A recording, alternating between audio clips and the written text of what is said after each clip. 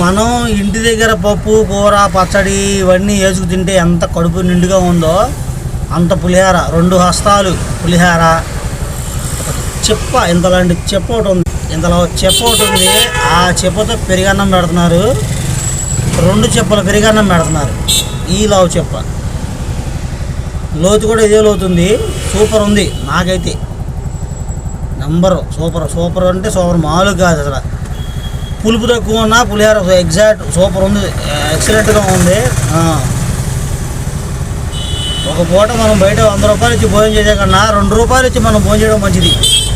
బియ్యం క్వాలిటీ మంచిది కాదేమో అనుకుంటారు కొంతమంది, చాలా బాగున్నాయి క్వాలిటీ.